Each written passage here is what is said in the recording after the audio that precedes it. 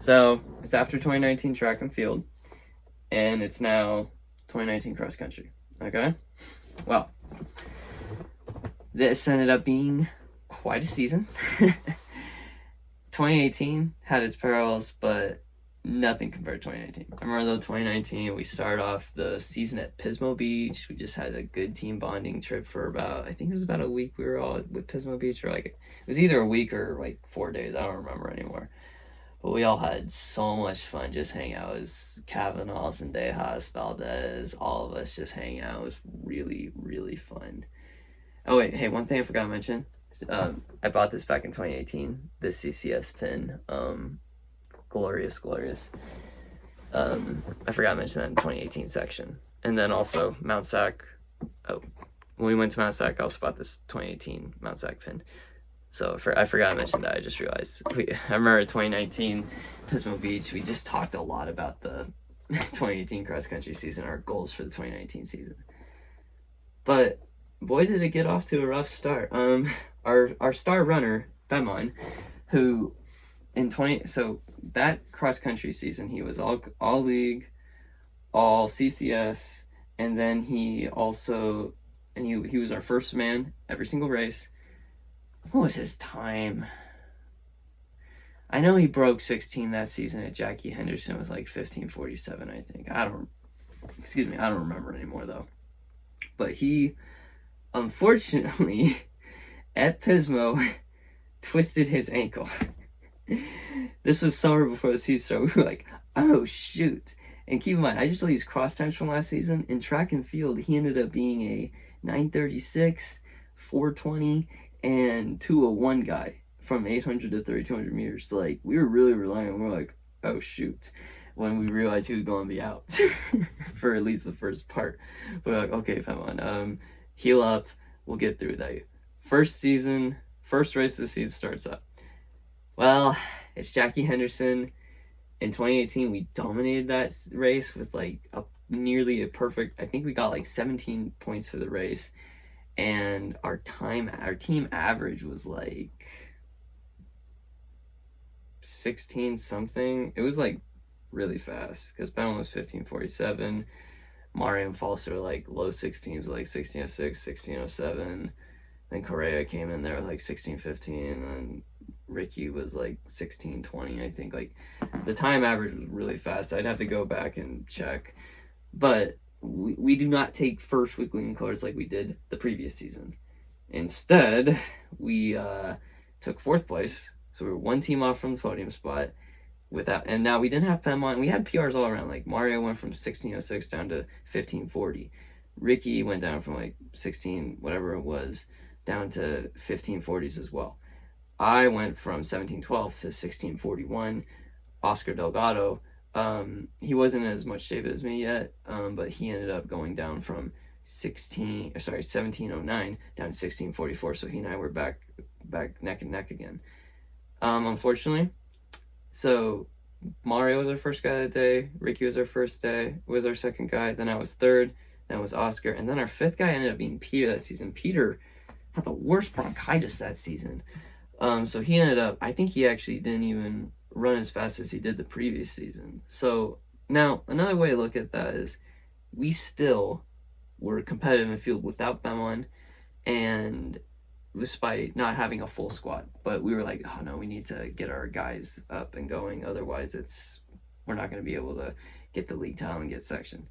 Our first league meet, we did not have Pemon. Remember how I mentioned that two out of three center meets? We were worried about that with Pemon. We were like, we're gonna need Pemon. That first center meet, we didn't have him, so we just let him heal up. Okay? And I'm gonna spoil it now.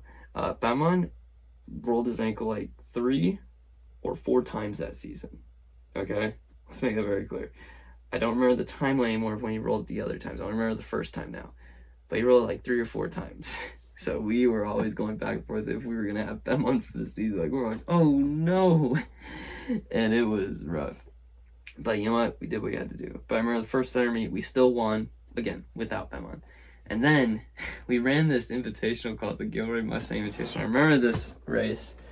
I remember I ended up being third guy that season. I remember Oscar Delgado and I were going neck and neck, and I barely beat him with like 16:37, and we ended up winning that invitational. I only wish Benman was there that race with us, but we ended up winning that invitational. What's funny is my coach always said they should rename this the Mustang Invitational because there was 4 schools there with Mustangs as their school mascots. It was King City, Gilroy, 2 others that I don't remember. But I remember they said they should rename it that.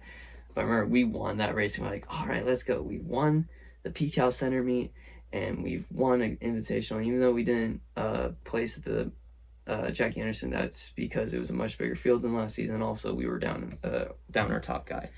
So, you know what? We can work with this. But I remember that Gilroy Mustang Invitational gave us quite a bit of hype. And one other thing I forgot to mention, this team that won the Jackie Anderson Invitational was Scotts Valley. So we started off the season getting beaten by Scotts Valley, the team that we beat at sections. And then, remember, they beat us at Stanford anyway, so like, uh-oh. And they were our main sectional rivals. We didn't have to worry about them for league, but sections, we did. Anyways, we go through the season. We managed to win all the center league meets.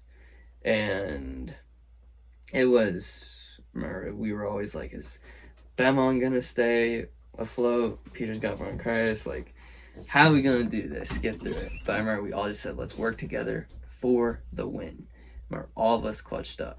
And I remember, like, you really saw Oscar Delgado, myself, and even then, Mario Calderon. I'm going to get to Mario in a second. I have a funny story about him even from 2018 that ties into 2019. Anyways, we go on run. And let's see, I'm trying to think. It's funny, I'm trying to tell this all at once, but it's all coming back. But for the center meets, okay, you know what? I'm going to talk about 2 meets now, actually.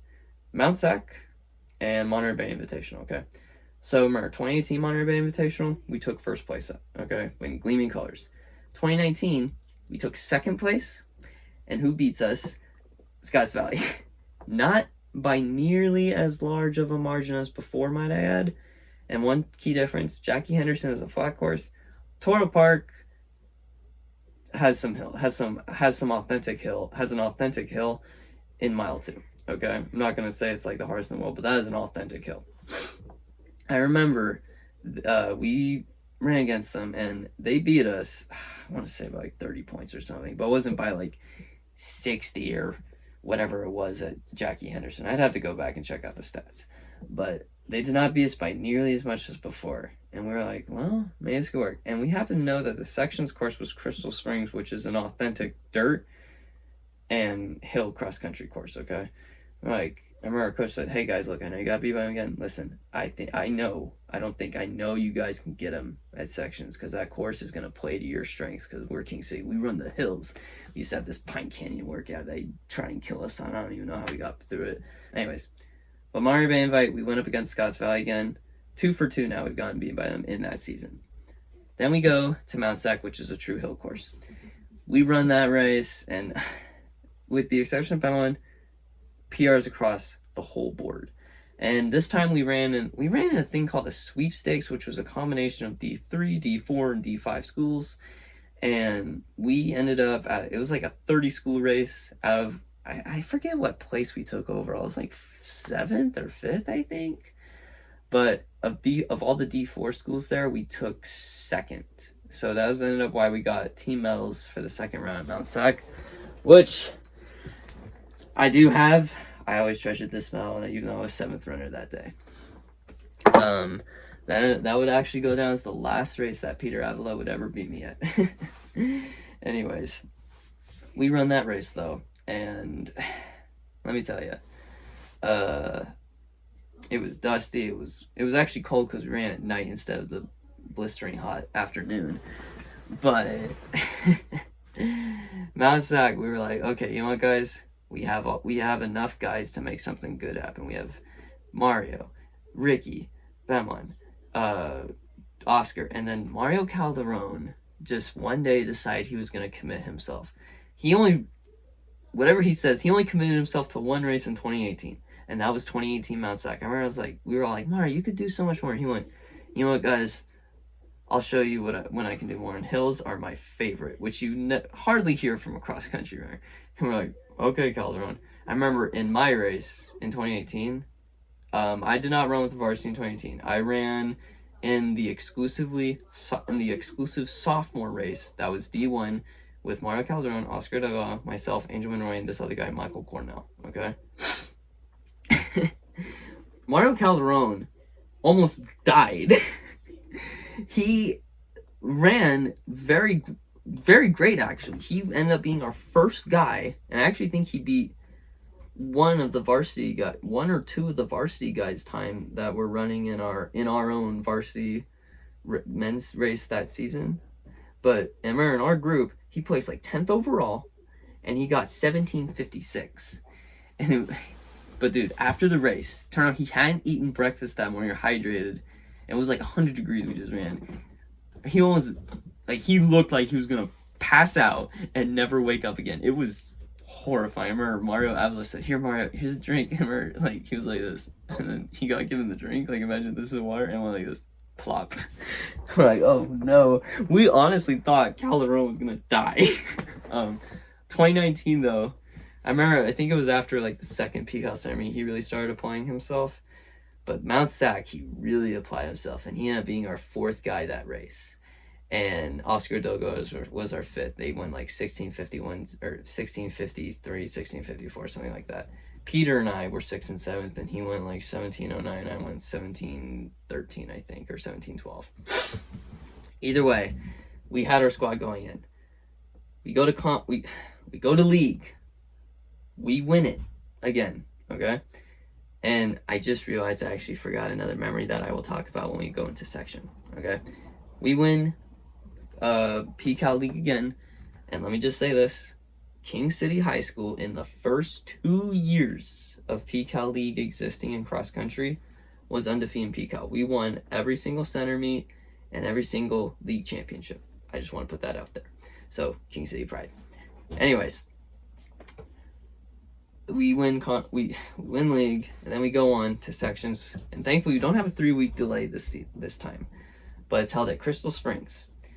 Then, remember how I talked about this was a season of injuries? So after Bamon, after Peter, the next guy that got, you know what?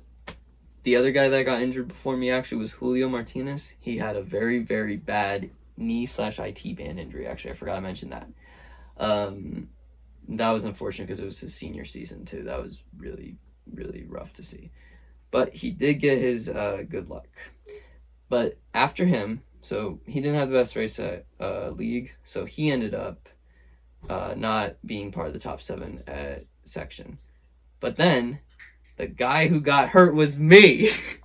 It was I got tendonitis after league, and I had to sit out sections, which I remember was the race I had worked toward all season. I was already excited to finally be running on the varsity team for the whole season, not just a few races, and then I ran varsity and was on that team that won first place. But then section comes and I get injured, so I can't run sections. But do I still go? Do I still support my team? Of course I do, because we got to. We run that race at Crystal Springs, where we lost one time to Pacific Grove, who was a team actually in our league. And I remember we were worried for a minute they were going to take our PCAL League winning streak from us. I remember that. But they did beat us at that one little random meet. It was called Aragon Center Meet number 1, okay? Anyways, that was the first time I ran at Crystal Springs. But we go to night CCS, and my coach always tells the story. There was some random guy that told me, he says, yeah, I'm curious to see who's going to win today. You know, Scotts Valley, that team, they just set a new team average record at their home course. Or Kavanaugh was like, okay, good for them. I remember he told us, guys, hey, guys, I know you've lost to Scotts Valley 2 times this season. Don't worry about it. Go out and run and trust yourselves. And remember, run better than you did at Aragon Center Meet number 1, okay? Or the last time we ran. I don't think he... Anyway, he gave the greatest hype speech of all time, okay? I remember. Keep in mind, I'm not in the racing that I really wanted to be. But I'm watching them all. I'm like, okay, guys, I want to see you run and go for it. And the guy who took my spot was he, so I was like, don't waste my spot, man. All those guys run. Oh my gosh. Craziest thing. We somehow beat Scotts Valley, and not by 3 points, not by like a close margin, by like 13 points. King City ran the second fastest team average Division 4 team average time on that course, and it's a 2.95 mile course with hills, dirt, and everything. Mario ran 15:47. Ricky ran like 15:57, I think. They were both all section. And Benman, even though his season wasn't going the best or as much as he wanted, he still ran good and ran 16 flat for 8th place. He was only one spot off all CCS. And then Mario Calderon clutched up. He was 4th man. He ran another stellar time on that hill course. He ran like 16:20s, I think. And then Oscar Delgado, my boy, he comes in and runs 5th. He was the 5th man and secured our win for CCS. And as a team, we won CCS for the 2nd consecutive time of the season. And it was so great. I only wish I could have been a part of that, I was a part of it. I only wish I could have been in that race. Okay, I have to make that very clear. But it was so glorious just seeing that. And it all came together. And then we ran state, which Scotts Valley did destroy us at. They got 2nd place overall. Well, we got 5th. But we did get a faster time average. We went from 16:36, which was previous season, down to like 16:26. But state, it was still fun seeing King City go for it. And I'm going to give some props to Benman. He had a really good final senior race. Okay, that was the other tragic thing about Benman's injuries. It was his senior season. We knew he'd go on and run past King City High School, but it's like, man, we want to see this guy just run fast now. And it was a little rough to see that, but just what can you do? But anyways, he went for it, and he ended up being our 1st man that season. He dropped down his time from like 16:30s or 16:20s down to 16:01 at Woodward Park.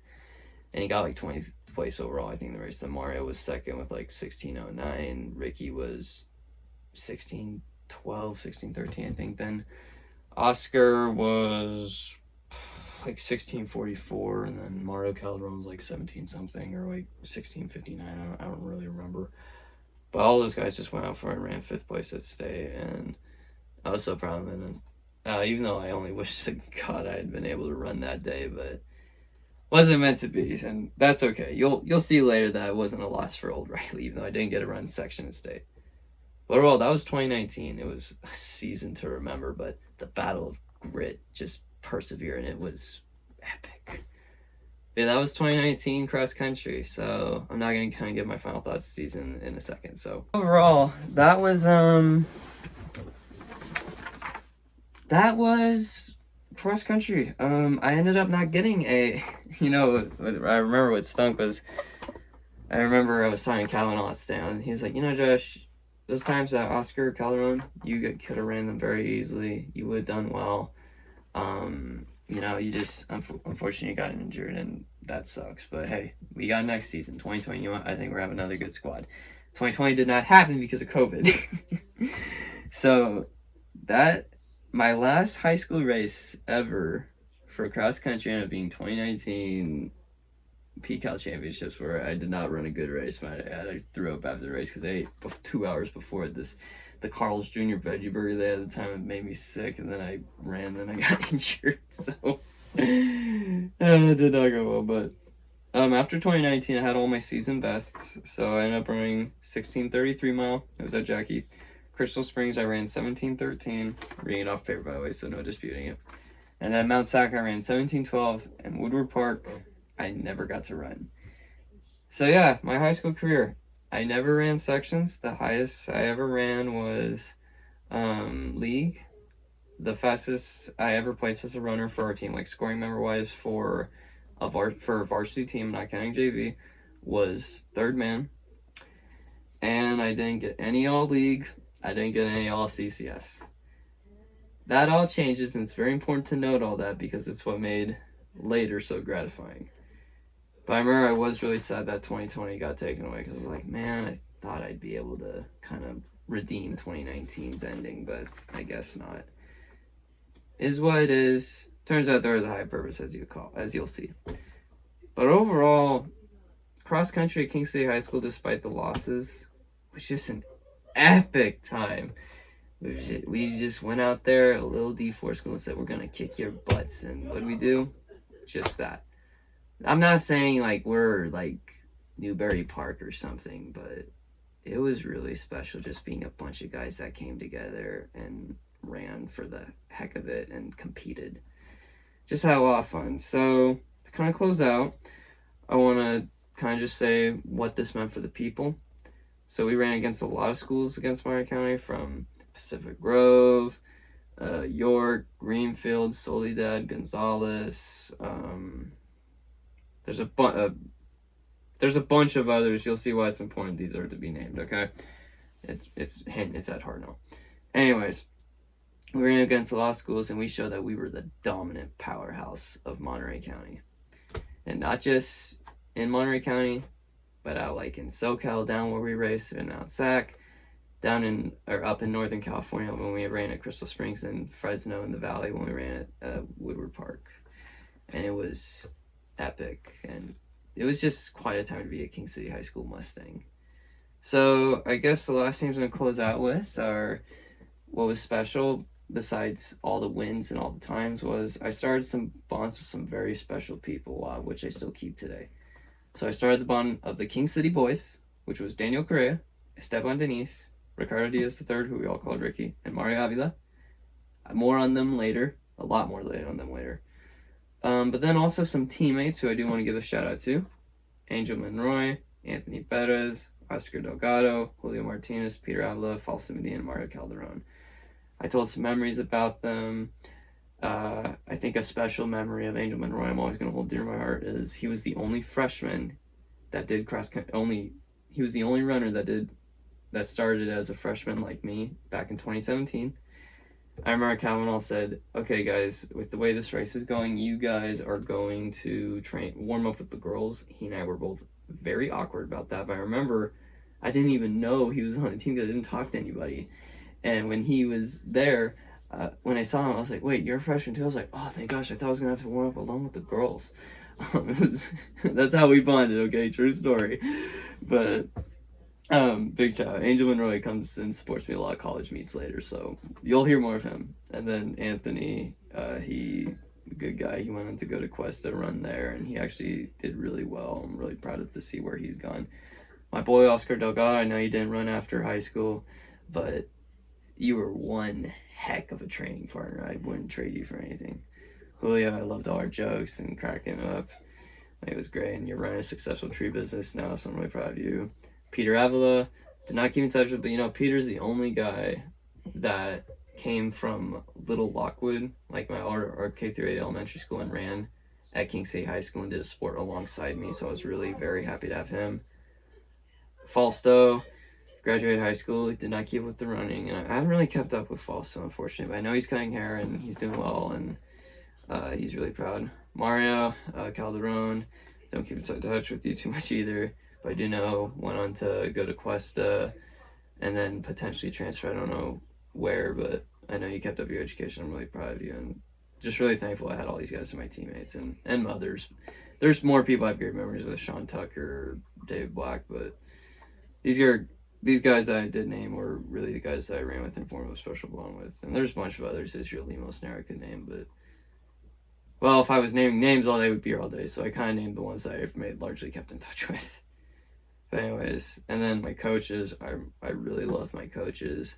Coach Kavanaugh, Zendejas, Mitch Valdez, and Danes, all you guys just did so much. Thank you. And King City Cross Country, even though it had some rough parts to it, ended up being a wonderful, authentic experience that ended up helping me set goals for college that ended up working out. So that's King City High School cross country. It was quite a 3 years. Could have been an epic 4 years, but well, what do you expect? But yeah, that's King City High School cross country. Overall, pretty great in the grand scheme of things. So next video is going to be King City High School track and field. And with that, thank you all for watching. This was a longer one, but I hope you all enjoyed. So with that, talk soon.